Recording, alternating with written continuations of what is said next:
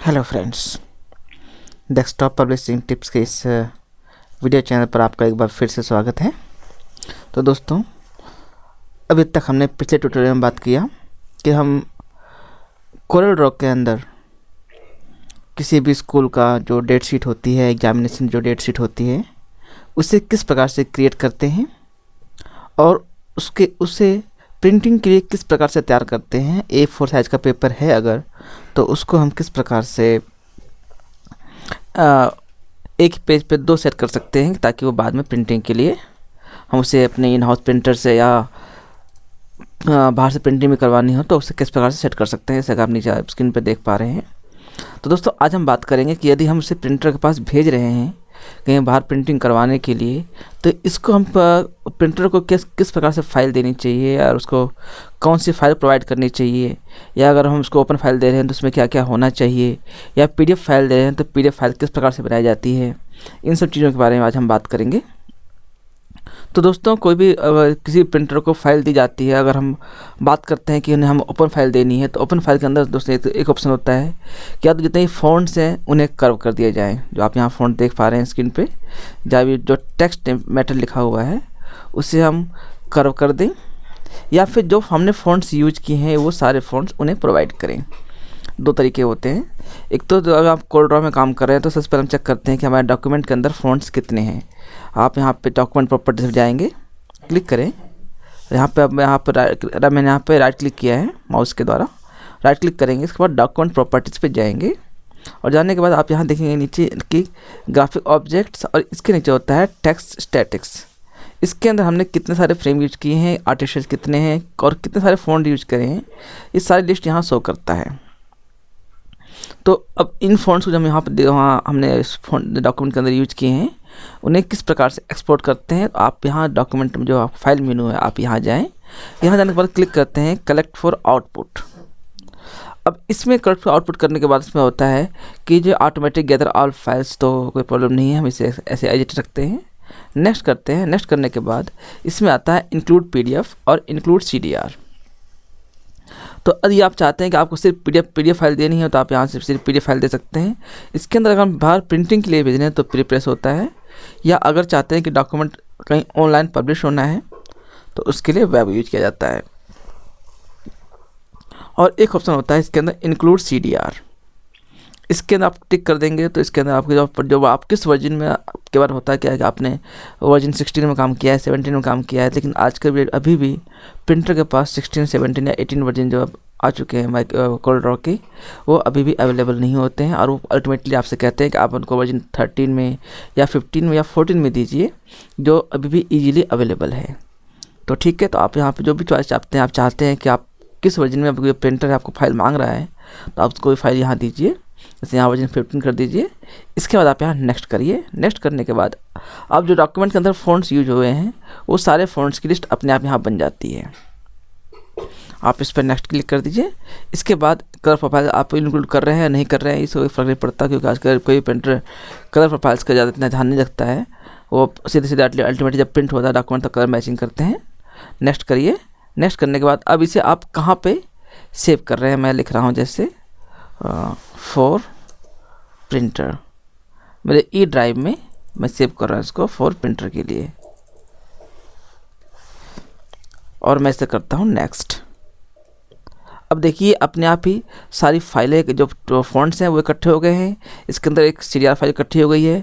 इसके अलावा इसमें एक MB कार्ड जो लिखा हुआ है वो PDF फाइल जो है एक वो बन गई है। मैं फिनिश कर रहा हूँ। आप कहाँ देखिए, मैं ड्राइव E में बनाया मैंने, E ड्राइव के अंदर A4 प्रिंटर बना हुआ है। इसके अंदर ये आपका कार्ड है, ये CDR फाइल है, और ये आपका PDF फाइल है, और सारे फ़ॉन्ट्स हैं। तो दोस्तों, एक तो हम ये फाइल प्रोवाइड करते हैं, या अगर आप चाहते हैं कि आप उन्हें फ़ॉन्ट ना दें, कि कई बार होता है क्या, कई बार फ़ॉन्ट प्रोवाइड करते हैं और उसमें कुछ फ़ॉन्ट अगर मिसमैच हुआ या मिस हो गया तो अपना जो फ़ॉन्ट कैरेक्टर्स हैं बदल जाते हैं, या स्पेसिंग बढ़ जाती है, कुछ चेंजेस हो जाते हैं। तो उस स्थिति में क्या करना चाहिए? उस स्थिति में दोस्तों होता है कि हम फ़ॉन्ट को कर्व कर दें। ये तरीका नंबर 2 है। पहला तो है कि आप कलेक्ट फॉर आउटपुट करें और सारी फाइलें उन्हें भेज दें एज इट इज, जैसे कि फाइलें जा रही हैं। दूसरा तरीका क्या होता है कि आप इसको फ़ॉन्ट, जितने भी फ़ॉन्ट्स आपने यूज़ किए हैं उन्हें कर दें कर्व, कन्वर्ट टू कर्व।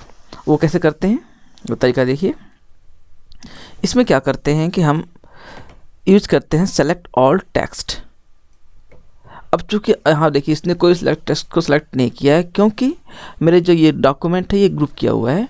हमें सबसे पहले इसको अनग्रुप करना पड़ेगा। अगर आप चाहते हैं कि आपके डॉक्यूमेंट के अंदर जितने भी टेक्स्ट फॉन्ट यूज किए हुए हैं उन सबको सेलेक्ट करके आपने कर्व करना चाहते हैं, तो सबसे पहले कि आप अपने डॉक्यूमेंट को अनग्रुप करें।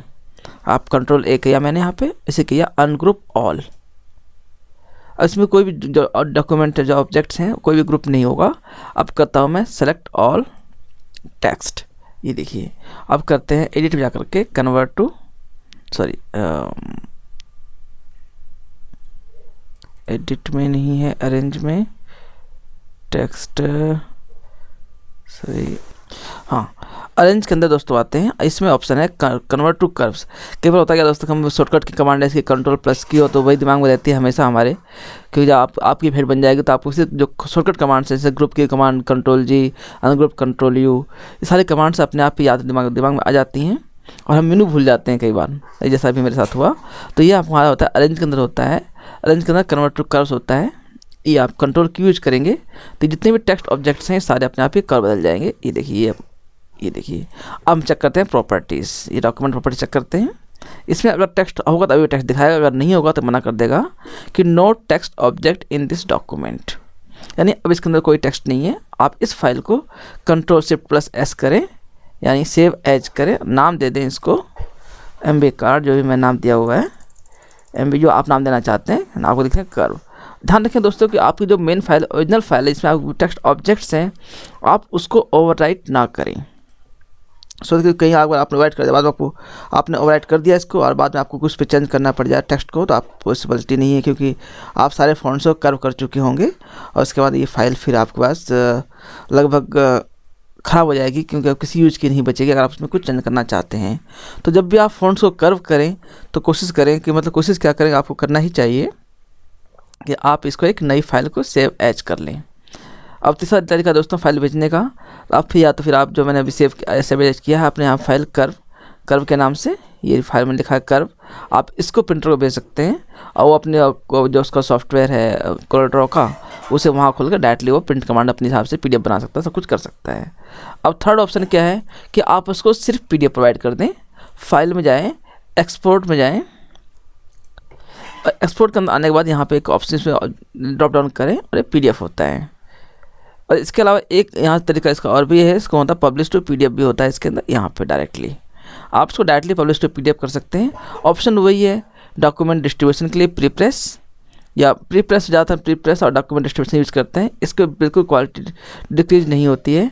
और इसका आप सेटिंग में भी जा सकते हैं। सेटिंग में जाने के बाद आप इसके अंदर होता है, अब जब प्रोवाइड कर रहे हैं प्रिंटर के लिए तो ऑलवेज ओवर प्रिंट ब्लैक होता है, चूँकि डॉक्यूमेंट हमारा ब्लैक एंड वाइट ही है सिर्फ, तो हमें ऑलवेज ओवर प्रिंट की जरूरत नहीं पड़ेगी। लेकिन अगर कहीं कलर हो तो कलर होने के बाद आप उसमें आपको ये जो ऑब्जेक्ट्स हैं ये आपको देना पड़ता है। उसके अंदर export all text as curve करना पड़ता है यहाँ पे, ताकि उसमें डॉक्यूमेंट के अंदर कोई भी टेक्स्ट ऑब्जेक्ट ना जाए।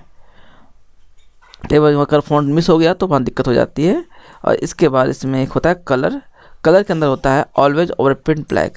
सिर्फ दो चीज़ें देखी जाती हैं कि आपने इसको ऑलवेज ओवर प्रिंट ब्लैक कर दिया है, और जो प्रीप्रेस है इसके अंदर ऑब्जेक्ट्स के अंदर आपने export all text as curve कर दिया है।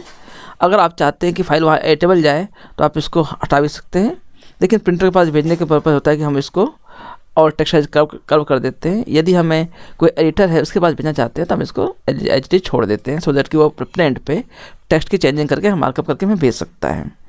तो ये दोस्तों ये तरीका था कि आप इसको PDF किस प्रकार से बना रहे हैं।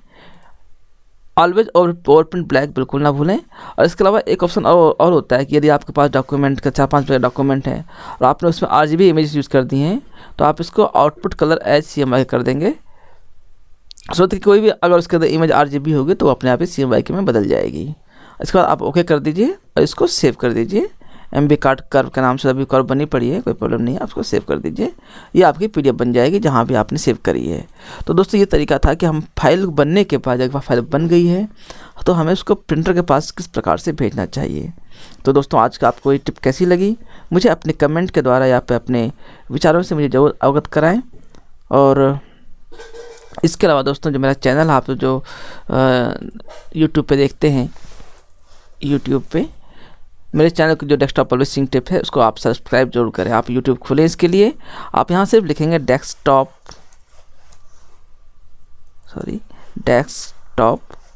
Publishing tips.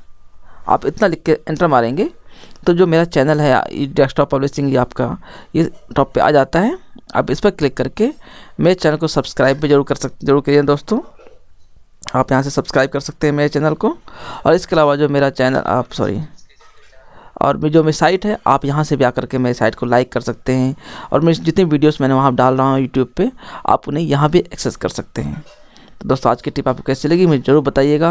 और अपने विचार में जो है मुझे कम्युनिटी टॉक जो है मेरा फोरम है इस साइट पे अवेलेबल है, आप इसके द्वारा भी अपने विचार मुझे बता सकते हैं।